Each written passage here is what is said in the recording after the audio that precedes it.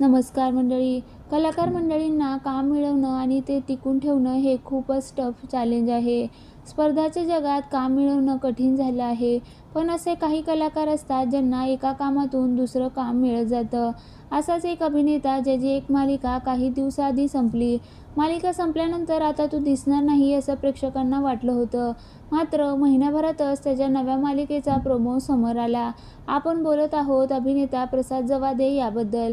Zee मराठीच्या पारू मालिकेतून प्रसाद जवादेनं अनेक वर्षांनी कमबॅक केलं होतं.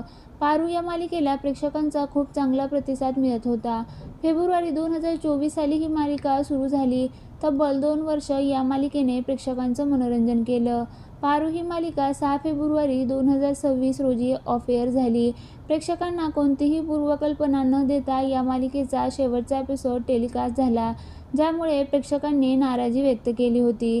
या मालिकेत अभिनेता प्रसाद जवादे, अभिनेत्री शरयू सोनावणे हे कलाकार मुख्य भूमिकेत होते. दरम्यान पारू ही मालिका संपल्यानंतर अभिनेता प्रसाद जवादे आता झी मराठीच्या नव्या मालिकेतून प्रेक्षकांच्या भेटीला येणार आहे. दीपज्योती असं प्रसादच्या नव्या मालिकेचं नाव असून या मालिकेत शिवा फेम अभिनेत्री पूर्वा कौशिक स्क्रीन शेअर करणार आहे. दीप प्रसादच्या भूमिकेचं नाव आहे.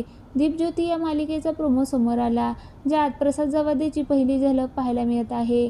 आईच्या विरहात मनातून पूर्णपणे तुटलेला, अल्कोहोलिक झालेला अशी प्रसाद जवादेची दीप ही भूमिका आहे, जो दारूच्या नशेत स्वतःचं डोकं काचेवर आपटून घेतो.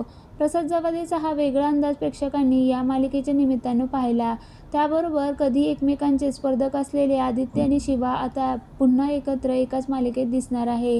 ही जोडी पाहण्यासाठी प्रेक्षक उत्सुक आहेत.